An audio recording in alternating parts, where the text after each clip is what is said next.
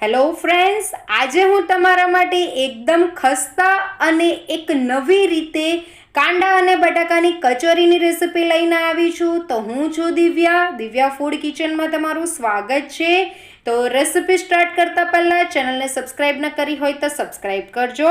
તો અહીંયા મેં 500 ગ્રામ જેટલા બટાકાને બાફી દીધા હતા અને તેને મેશ કરી દીધા છે. અને 2 ઝીણો કાંદો સમારી લીધો છે. 2 ઝીણો કાંદો લીધો હતો મીડિયમ સાઇઝનો, તેને મેં સમારી લીધો છે. તો સૌથી પહેલાં આપણે કચોરીનો મસાલો રેડી કરવાનો છે. તો અહીંયા એક પેન લઈ લીધી હતી, તેની અંદર 2 ચમચી જેટલું તેલ એડ કરી દીધું છે. તેલ ગરમ થઈ ગયું એટલે તેની અંદર 1 ચમચી રાઈ અને 1 ચમચી જીરું એડ કરી દીધું છે. રાઈ અને જીરું તતરી જાય એટલે તેની અંદર હિંગ એડ કરી દીધી છે. ત્યાર પછી આખા ધાણાને મેં અધકચરા ક્રશ કરી દીધા હતા, તે એડ કર્યા છે 1 ચમચી. 1 ચમચી વરિયાળી એડ કરી છે. ત્યાર પછી લીલા મરચાંને મેં ઝીણું સમારી લીધું છે અને આદુને મેં ગ્રેટ કરી દીધું છે અને તે એડ કર્યું છે. ત્યાર પછી આ બધાને આપણે મિક્સ કરી દેવાનું છે અને 1 મિનિટ માટે સાંતળી લેવાનું છે. ત્યાર પછી તેની અંદર ચોપ કરેલા કાંદો એડ કરી દેવાનો છે અને તેને બરાબર મિક્સ કરી દેવાનું છે અને તેને સાતળી લેવાનો છે. કાંદાને આપણે ત્યાર સુધી સાતળવાનો છે જ્યાર સુધી તેનો રંગ ગુલાબી રંગનો નહીં થઈ જાય. ત્યાર પછી તેની અંદર અડધી ચમચી હળદર, અડધી ચમચી લાલ મરચું પાવડર અને 1 ચમચી જેટલો ધાણા પાવડર એડ કર્યો છે. ત્યાર પછી તેની અંદર 1 ચમચી રોસ્ટ કરેલો જીરાનો પાવડર એડ કર્યો છે. ત્યાર પછી તેની અંદર 1 ચમચી ગરમ મસાલો એડ કર્યો છે, 1 ચમચી મીઠું એડ કર્યું છે અને આ બધાને આપણે બરાબર મિક્સ કરી દેવાનું છે. અને મિક્સ કર્યા પછી તેને 1 મિનિટ સુધી સાંતળી લેવાનું છે. બધા મસાલા સતળાઈ જાય એટલે તેની અંદર આપણે જે બટાકા બાફ્યા હતા અને મેશ કરી દીધા હતા તે તેની અંદર એડ કરી દેવાના છે. અને એડ કર્યા પછી બટાકાને પણ મસાલાની સાથે બરાબર મિક્સ કરી દેવાનું છે. તમે જોઈ શકો છો બધા મસાલા મિક્સ થઈ જાય ત્યાર પછી બટાકાને આપણે 2 મિનિટ સુધી આ જ રીતે થવા દેવાનું છે, જ્યાર સુધી બટાકાનો બધો મોઇશ્ચર ચાલ્યો નહીં જાય. ત્યાર પછી તેની અંદર 1 ચમચી આમચૂર પાવડર એડ કર્યું છે. તમારી પાસે આમચૂર નહીં હોય તો તમે ચાટ મસાલો એડ કરી શકો છો. અને ત્યાર પછી તેની અંદર ધાણા એડ કર્યા છે અને તેને પણ આ રીતે મિક્સ કરી દીધા છે. તો હવે આપણો મસાલો રેડી છે, તો આપણે તેને ઠંડો થવા દેવાનો છે. જ્યાર સુધી આપણો મસાલો ઠંડો થાય છે ત્યાર સુધી આપણે લોટ બાંધીને રેડી કરવાનો છે. તો અહીંયા મેં 2 કપ મેદો લઈ લીધો છે. તેની સાથે તેની અંદર 1 ચમચી મીઠું એડ કર્યું છે અને અડધી ચમચી અજમો એડ કર્યો છે, જેને હાથથી આ રીતે ક્રશ કરીને અંદર એડ કરવાનો છે. ત્યાર પછી મોણ માટે અહીંયા 4 ટેબલસ્પૂન જેટલું તેલ એડ કરી દીધું છે અને આ બધાને આપણે મિક્સ કરી દેવાનું છે. આપણે મોણ એટલું રાખવાનું છે કે જેથી આપણે મુઠ્ઠી બંધ કરીએ અને આપણો લોટ બંધાઈ જાય. તમે જોઈ શકો છો આ મુઠ્ઠી વળે એવું આપણું મોણ હોવું જોઈએ. જો તમને મોણ ઓછું લાગે તો તમે તેલ એડ કરી શકો છો. ત્યાર પછી ધીરે ધીરે આની અંદર પાણી એડ કરતા જવાનું છે અને એકદમ જ સોફ્ટ ડો બનાવીને રેડી કરી દેવાનું છે. તમે જોઈ શકો છો આપનો ડો બનીને રેડી થઈ ગયો છે. તો આ રીતનો ડો આપણે બનાવીને રેડી કરવાનો છે અને તેને ઢાંકીને 15 મિનિટ સુધી રવા દેવાનો છે. 15 મિનિટ પછી આપણે રેસ્ટ પર મૂક્યા પછી તેની અંદર 1 ચમચી તેલ હું ફરીથી એડ કરું છું અને તેને ફરી 1-2 મિનિટ માટે તેને આ રીતે મસળી લઉં છું, જેથી આપનો લોટ બરાબર સેટ થઈ જાય અને બરાબર સોફ્ટ થઈ જાય. ત્યાર પછી એમાંથી આપણે એક નાનો બોલ બનાવીને રેડી કરવાનો છે. જે રોટલીનો જે આપણે લુવો કરીએ છીએ તેના કરતાં થોડોક મોટો લુવો આપણે કરવાનો છે. તમે જોઈ શકો છો. ત્યાર પછી મેં કોરો મેદો લીધો છે અને તેની અંદર આ લુવાને આપણે રગદોળી દેવાનો છે. ત્યાર પછી આપણે જે રીતે રોટલી બનાવીએ છીએ તે જ રીતની રોટલી આપણે બનાવવાની છે અને તેને પણ આ જ રીતે રોટલી જેવી પતલી હોય છે તેવી પતલી જ રોટલી બનાવીને આપણે રેડી કરી દેવાની છે. તો તમે જોઈ શકો છો કે મેં અહીંયા રોટલી બનાવીને રેડી કરી દીધી છે અને જેમ રોટલી બનાવીએ છીએ સાદી રોટલી તે જ રીતની આ રોટલી મેં બનાવીને રેડી કરી છે. તો વિડીયો હવે સ્કીપ કરતા નહીં. મેઇન હવે આ જ વસ્તુ છે કે હવે આની ઉપર આપણે તેલ એપ્લાય કરી દેવાનું છે અને તેને આખી રોટલીની ઉપર બરાબર સ્પ્રેડ કરી દેવાનું છે. ત્યાર પછી રોટલીની ઉપર તેલ બરાબર સ્પ્રેડ થઈ જાય એટલે આપણે જે કોરો મેદો લીધો છે એ કોરો મેદો આની ઉપર એડ કરી દેવાનો છે અને તેને પર બરાબર ફેલાવી દેવાનો છે. ત્યાર પછી આપણે એક સાઈડને આપણે આ રીતે ફોલ્ડ કરી દેવાની છે અને બીજી સાઈડને પણ આ જ રીતે ફોલ્ડ કરી દેવાની છે અને ત્યાર પછી તેની ઉપર ફરીથી આપણે તેલ લગાવી દેવાનું છે.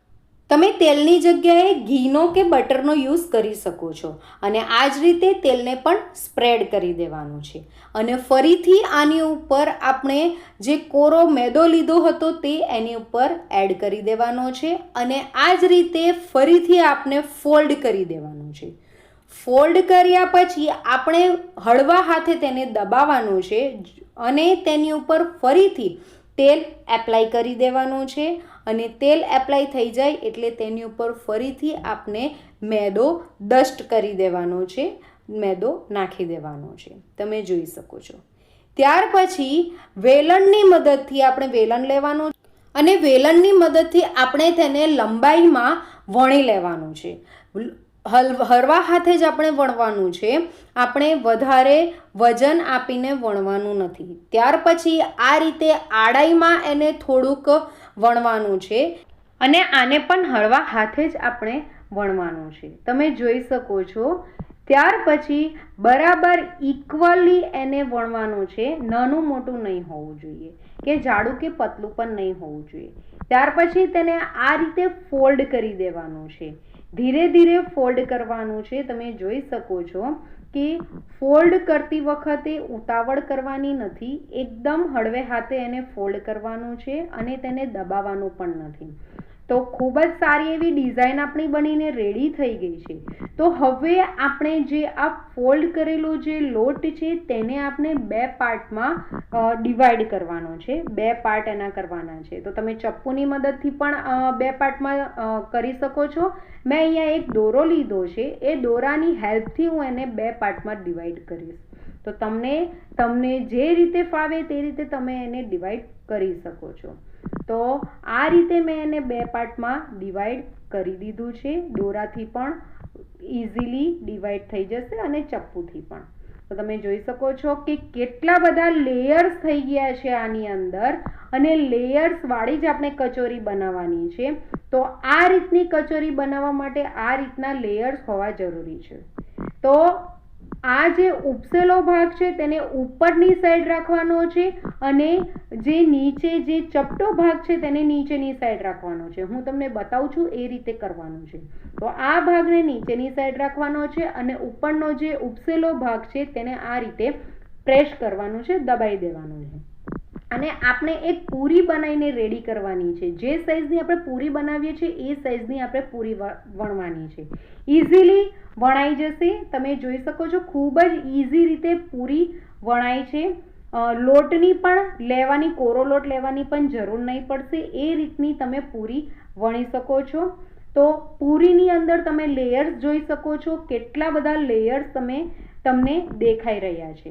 ત્યાર પછી જે આપણે મસાલો કર્યો હતો એ મસાલો હવે ઠંડો પડી ગયો છે. તો મેં એને આ રીતનો નાનો ગોળ બોલ જેવો બનાવી દીધો છે અને તેને મેં એને આ રીતે વચ્ચે મૂકી દીધો છે. ત્યાર પછી એની સાઈડ પર મેં પાણી લગાવી દીધું છે અને આપણે જેમ કચોરી વાળીએ છીએ, પરાઠા કરીએ છીએ તે રીતે કરીએ છીએ તે રીતે જ આને ફોલ્ડ કરવાનું છે અને વધારાનો લોટ તમે કાઢી પણ શકો છો અથવા તો વાળીને તેની ઉપર લગાવી પણ શકો છો.